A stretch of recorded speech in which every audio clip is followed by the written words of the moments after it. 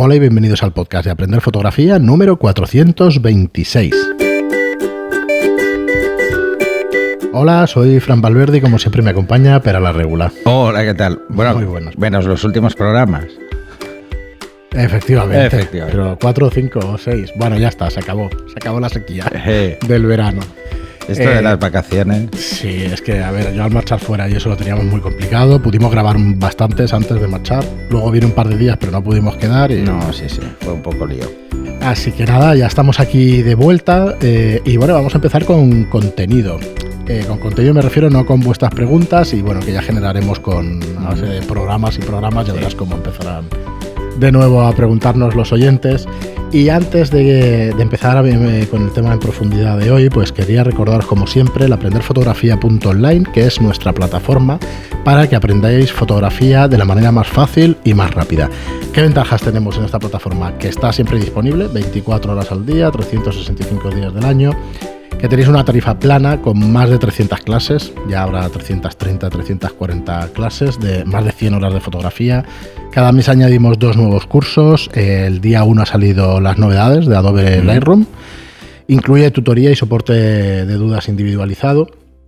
No tenéis permanencia, no tenéis periodos mínimos y bueno, puedes ver los vídeos cuantas veces quieras. Es una especie de Netflix de la fotografía, como me gustaba decir hace unos meses, pero bueno. Ahora como hay más ya. Cuesta verlos en un mes, la verdad es que sí. Pero bueno, no tenéis permanencia, con lo cual si un mes tenéis vacaciones, queréis daros de alta, luego de baja, luego de alta y eso, pues no hay ningún problema con hacerlo. Y nada, pero hoy volvemos con un tema que siempre es recurrente, que siempre lo tenemos ahí, que es, vamos a intentar hacer una guía para comprender el ISO en profundidad, en todas sus vertientes o en... Con lo que nos da tiempo en un podcast. Sí, efectivamente. Supongo que se generarán preguntas, entonces intentaremos resolverlas en siguientes programas. Pero bueno, la idea es que a la gente que empieza, sobre todo, le quede claro qué es esto del ISO. ¿Vale? Porque, bueno, es más sencillo de lo que parece, pero hay matices a tener en cuenta. En primer lugar, el ISO se ha heredado de la fotografía química como concepto. ¿Esto qué quiere decir? Quiere decir que es lo mismo, pero no es lo mismo. Me explico. Es lo mismo conceptualmente. Sí. Lo que aumentamos es la sensibilidad de la película en químico. Del soporte donde van las imágenes. Y del sensor a nivel digital. En el caso de la química, pues usábamos en la película, había haluros de plata más grandes o más pequeños en función del ISO, que cuanto más grandes eran podían captar mejor la luz. Sí. Y en la fotografía digital lo que hacemos es incrementar la señal una vez captada la imagen. ¿Vale? ¿Eso qué diferencias hay? Pues que cuando teníamos en químico, teníamos el llamado grano, que era simplemente que veíamos más esos puntos de haluro que se veían más grandes o más pequeños en función de si el ISO era más sensible o menos sensible. Era un tema de volumen en cuanto a tamaño y cantidad de haluro de plata. En digital no es así. Los fotodiodos son los fotodiodos, son los que hay. Siempre son los mismos megapíxeles. Entonces, como no pueden hacerse más grandes, más pequeños en función de esto, lo que hace es incrementar la señal a posteriori. O sea, fuerza. Sí, estamos forzando de alguna forma. Siempre estamos forzando. Por eso hablamos siempre de un ISO nativo en digital. En químico no, porque era la película que pusieras.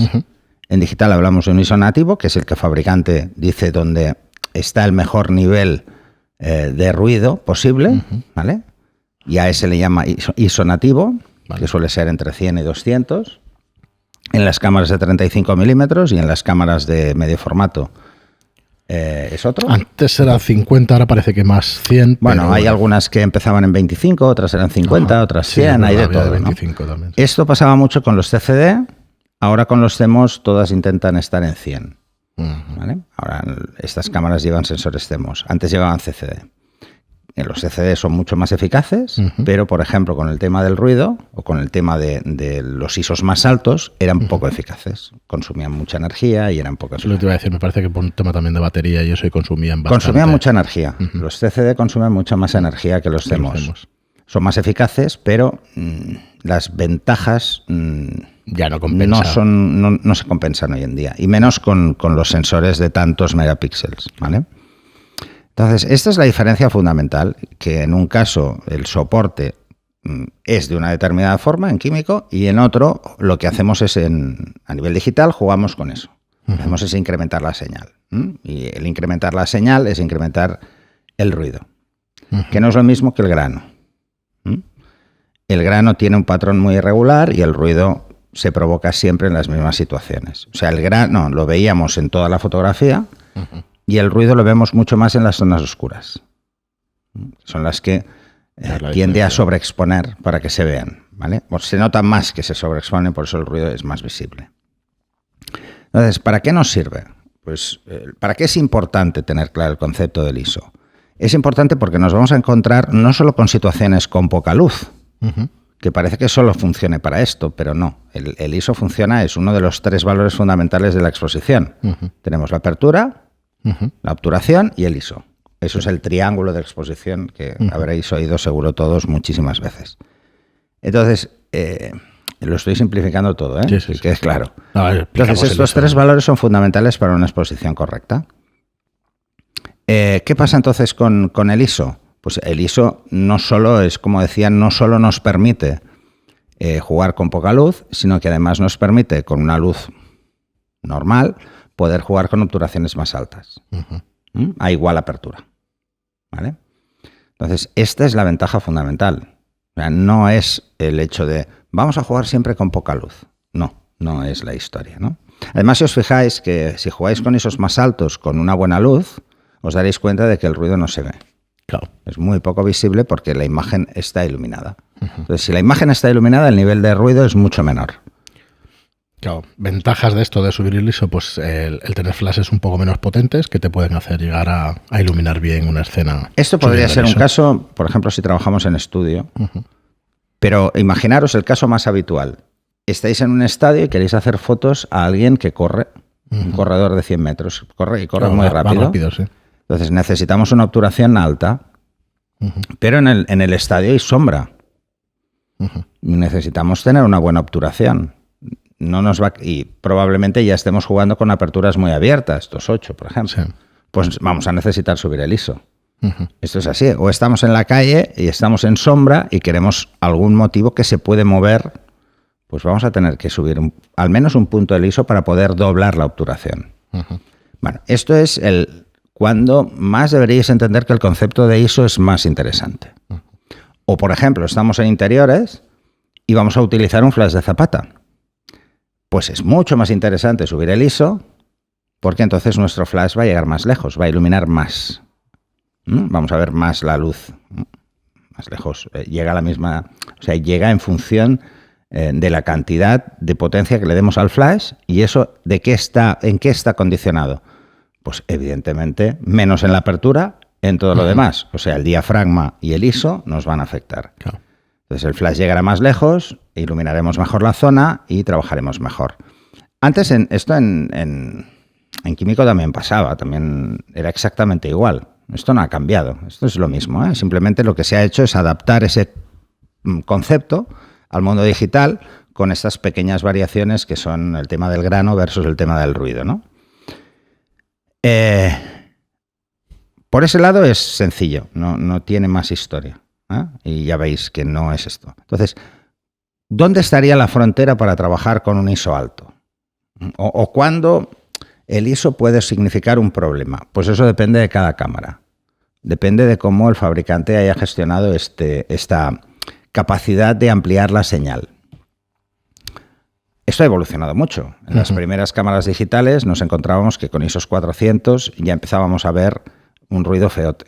Sí. Luego, pues las siguientes generaciones ya veíamos que llegaban a 800, luego 1600, luego 3200 y ahora estamos en cámaras que hasta 12800 el ruido parece soportable. Ojo, siempre es en función, sobre todo de una cosa, de si la fotografía está bien expuesta. Claro. Si yo, por ejemplo, subo el ISO, pero encima subexpongo, por no subirlo un punto más, cuando lo suba en postproceso voy a ver más ruido. La voy a ver peor. Es siempre mucho mejor quedarnos por encima en digital que por debajo. O sea, es mucho más interesante que la imagen quede ligeramente sobreexpuesta que subexpuesta. Así que no os dé miedo el ISO. No os dé miedo usar el ISO si es necesario.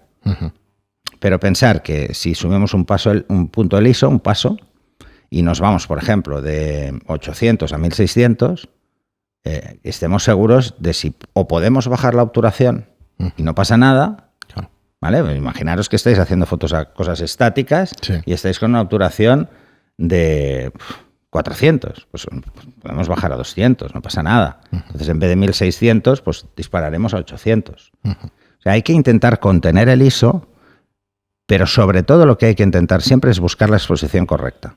O sea, esta sería la clave. Que no os dé miedo usarlo. Que no os dé miedo subir el ISO, sobre todo para entenderlo. Luego otra cosa, uno de los ejercicios más interesantes que podéis hacer todos es poneros en varias condiciones de luz y probar los ISOs.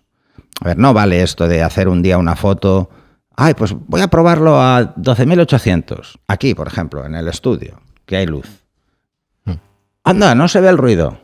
No, aquí no se va a ver. Sobre todo porque la mayor parte de las zonas que hay son blancas y ahí apenas se va a ver. O no se va a ver nada. No sería un buen ejemplo. Os recomiendo que lo hagáis en una zona interior iluminada de forma normal, con los looks clásicos que puede tener una oficina, por ejemplo, que más o menos todos estamos un poco acostumbrados. Hagáis la prueba ahí. Luego hagáis una prueba en una zona menos iluminada, una zona, pues un pasillo, una zona que solo tenga unas fuentes de iluminación más tenues, y luego hagáis la fotografía en un exterior en un día nublado y jugar con el ISO. Así os daréis cuenta en qué condiciones funciona mejor. Luego otra cosa hay que tener en cuenta. El sensor se calienta con el tiempo, ¿vale? Se calienta y conforme se calienta va generando lo que se llama ruido térmico. El tiempo de funcionamiento. De funcionamiento. O sea, si salimos a primera hora de la mañana y empezamos a hacer fotos y vamos subiendo el ISO conforme va pasando el día, esas fotos al final del día tendrán más ruido. Porque está trabajando durante todo el día. ¿Os lo creáis o no? Porque cuesta un poco de creer, pero sí. Pero es así, se va calentando y conforme se va calentando vamos generando más ruido térmico. Bueno, pues esto hay que tenerlo en cuenta. Si, por ejemplo, vais a salir a hacer nocturnas, pues yo he visto de todo, He visto meter la cámara en una bolsa y meterla en una nevera de playa para mantenerla fría en verano. Si vais a hacer nocturnas o vais a hacer circumpolares, que tienen una exposición más larga, en verano os daréis cuenta de que hay muchísimo más ruido que en invierno. Pero es que en verano es más fácil hacer esas fotos porque no suele haber nubes. Claro. Entonces la gente aprovecha las vacaciones para hacer esto. Y eso te iba a decir. Si está muy caliente porque la temperatura ambiente es muy alta, pues se ve más. O sea, este tipo de detalles es bueno tenerlo en cuenta a la hora de jugar con el ISO.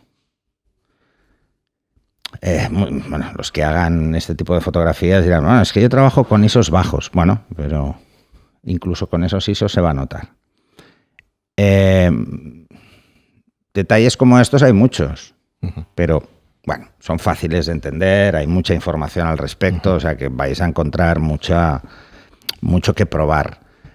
Si lo que vais a hacer son fotografías por la calle y tal, yo siempre le recomiendo a todo el mundo que vaya por la calle con un paso por encima del ISO. O sea, que no vaya en ISO 100, sino si va en 200 mejor, porque entonces cuando llega a una zona de sombra, que vienen a ser 2.8, 2.50 más o menos, en un día de sol de verano, bueno, podrán subir a 500 la obturación si pasa alguien corriendo o quieren coger un coche que pasa por la sombra y si quieren hacer un panning da igual, pero si quieren capturar y congelar un movimiento, pues les va a ser más fácil. Porque luego cuando se vayan a sol, solo van a subir un paso el diafragma y ya está. O sea, van a pasar de F8 a F11 o van a pasar pues con la obturación. O sea, no va a haber una diferencia sustancial. Las obturaciones de las cámaras hoy en día son muy altas. Que eso sí que nos va a afectar. Así que, bueno, que vayáis jugando, incluso probar una serie de cosas, que es subir el ISO y cerrar diafragma para ver cómo afecta la difracción y cómo afecta el ruido en cuanto a la nitidez de la imagen. Porque lo que más afecta es la nitidez. Luego hay muchas cosas a tener en cuenta. El fabricante normalmente en las cámaras incluye un sistema de reducción de ruido, pero ese sistema, os recuerdo, solo tiene sentido si lo usáis en JPEG o usáis en RAW con el software que tiene el fabricante para revelar. Si os vais a un tercero, a Photoshop, a Camera Raw, tanto en Lightroom como tal, o en Phase One, en Capture One, perdón, os daréis cuenta de que no lo hace. Y es porque es una información propia del fabricante y no lo va a aplicar. Si lo hacéis en JPEG, lo hace la cámara. Si lo hacéis en RAW y queréis usarlo, tenéis que usar el software del fabricante para revelar. Así que yo os recomiendo que no lo hagáis nunca. Los programas de reducción de ruido, para el tema del ISO, tienen un inconveniente muy claro. Limitan la ráfaga y hacen que el procesado de la imagen sea muy lento. Entonces, limitan la ráfaga por eso. Pero además el procesado sea muy lento, o sea que tarde mucho en acabarse de grabar la imagen. Que no se piense la gente que aunque diga, bueno, pues tengo un FPS, los frames por segundo de 6 disparos por segundo, como le metas ese sistema... Os daréis cuenta de que no llegáis con tanta facilidad. Si tenéis activada la reducción de ruido. Si no está activada, podrá hacer la ráfaga exactamente igual. O, por ejemplo, hacéis una larga exposición, os daréis cuenta de que tarda muchísimo en grabar el archivo definitivo, ¿vale? Al margen de eso, hay muchas más herramientas de postproceso en el mercado que lo hacen mejor. Así que tienen diferentes algoritmos y lo hacen francamente muy bien. Así que yo eliminaría este tipo de opciones. Otra cosa antes de acabar, que bueno, supongo que te puedes tirar 2 horas hablando del ISO, pero a mí me resultó muy curioso cuando tratamos el tema del rango dinámico a la hora de subir los ISOs. La curva de caída del rango dinámico. No solamente saldrá ruido en la imagen, sino que perdemos rango dinámico. Vamos perdiendo información, porque realmente la información no está. O sea, se la tiene que inventar, no tiene suficiente luz y por lo tanto tiene que estar como, vamos a poner un símil, no es así, como imaginaros que si abriésemos una puerta, siempre entrará la misma luz. Y si la dejamos mucho tiempo abierta, entrará más, ¿no? Pues viene a ser lo mismo, pero eso sería la obturación. Viene a ser lo mismo, entrará más, pero será igual. No, entrará la misma en ese caso, ¿eh? Pero imaginaros eso, no sé, es que podría poner otro ejemplo que quizás sería más... No sé, un filtro de café. Pues un filtro que cae muy rápido y otro que cae muy lento. Sí. ¿Cuál hace mejor el café? No sé, depende de muchas más cosas, ¿no? Igual depende del tamaño del café, ¿no? De cómo se haya molido. Es igual, estoy desvariando con esto. No os quedéis con estos ejemplos, son un poco chorras. Pensar en eso. Si subimos el ISO, perdemos el rango. Perdemos una parte del rango dinámico, o sea, nuestra imagen cada vez tiene menos contraste, o sea, del blanco al negro hay menos pasos. Eso por un lado, y esto es muy evidente, y os daréis cuenta. ¿Es algo que nos debería preocupar? Hombre, depende. Claro. Depende. Si nuestras fotos van a acabar en papel, que no nos preocupe. Claro. ¿Vale? Porque el rango dinámico del papel es muy pequeño, ¿vale? Pero si lo que queremos es que se vean vistosas en un ordenador, pues sí que empieza a ser un poco más molesto. O si nuestra imagen tiene mucho contraste en cuanto a tonos y en cuanto a, pues se va a empezar a notar. Cada vez menos, hay que decir que cada vez menos. Pero lo que sobre todo tenéis que pensar es cómo afecta la definición. Ese ruido, los softwares de corrección de ruido lo que hacen es intentar eliminarlo, pero al mismo tiempo cuando lo eliminan se cargan cosas de contraste clásico. Por ejemplo, cuando hacéis un retrato os daréis cuenta de que perdemos definición en las pestañas o en las cejas. En el pelo se nota mucho porque es una zona de mucho contraste con la piel. Así que vigilar en estos casos. O sea, los retratos intentar jugar con ISOs contenidos. Claro, estamos en un sitio oscuro y queremos hacerle fotos a gente ahí, ISO contenido, ¿no? No hay tu tía. Pero bueno, al no ser un primer plano, tampoco se va a notar demasiado. Bueno, simplemente es que balanceéis cuándo os puede llegar a afectar. Estas cosas son prácticas en cámara, estar haciendo muchísima foto, verlo después, es entender el concepto para no forzarlo. Claro.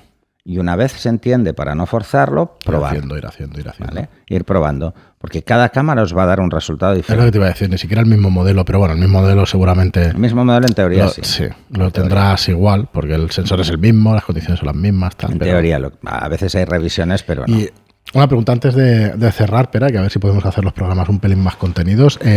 La Leica está blanco y negro, ¿tiene ya un ISO nativo o le han puesto un ISO nativo de 320? No entiendo el sentido. Bueno, eso quiere decir que en ISO 320 es cuando mejor capta todos esos matices de la luz. Entonces, el ejemplo que ponías o el consejo que decías, pues jugar con el doble en lugar de ISO 100, ISO 200, en este caso en un ISO 640 no debería. No tiene por qué, ¿verdad? En tu caso no. En ese caso la Leica no. O por ejemplo las Nikon que ya tienen nativo 200. No. Claro, ya no hace falta. No hace falta, porque si no nos iríamos a cerrar demasiado diafragma y entonces tendríamos otros problemas. A mí me ha costado un poco el ISO, el F8 250 y tal. Hostia, en este caso al ser en un 320 pues puedes cerrar bastante. Bueno, más. Es una cámara que está pensada, la Leica por ejemplo blanco y negro, está pensada mucho para reportaje social. Entonces, en reportaje social, ¿qué nos vamos a encontrar? Que hay muchas fotos en sombra o en interiores. La gente se mueve. Entonces, está muy mejorada para funcionar ahí muy bien. Es una clásica cámara de prensa. Sí. En prensa, situaciones a pleno sol, claro que existen. Sí.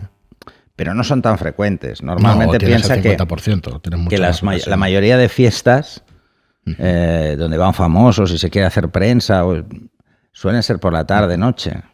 Entonces, el tener un ISO nativo más alto pues hace que no te la tengas que jugar tanto en ese sentido. Son políticas. ¿No? O sea, cada fabricante opta por una política diferente en función del modelo. Tiene toda la pinta de que Leica, si no fabrica ella el sensor, seguramente ha dado las especificaciones para que se lo fabriquen de esa manera. Claro. Oye, quiero esto, quiero. ¿Por qué las cámaras de formato medio tenían ISOs 50? Porque estaban pensadas para estudio. Claro, máxima calidad, máxima luz. Porque tienes una luz muy limpia. Sí. Por eso la sacabas fuera y vas de culo. Y vas de culo, ¿eh? El ISO 800 en la Hasselblad 39 era un horror, pero un horror, ¿eh? Con CCD ni de coña. Sí, con CMOS sí, que funcionan muy bien. Pero es porque es como una 35 milímetros más gorda y ya está. Muy bien, Pera, pues hasta aquí el programa de hoy. Esperemos que os haya gustado. Vamos a ir haciendo estos monográficos y conteniendo un poco la duración, pero yendo al grano y yendo a decir... A ver si así surgen preguntas y podemos ir resolviéndolas. Montones. Pues nada, muchísimas gracias a todos, como os digo siempre, por estar ahí. Muchísimas gracias por vuestras reseñas de 5 estrellas en iTunes. Llevamos 279 reseñas en iTunes. O sea que muchísimas gracias a todos. Muchas gracias por vuestros comentarios y me gustan en iVoox y hasta el próximo programa. Hasta el siguiente.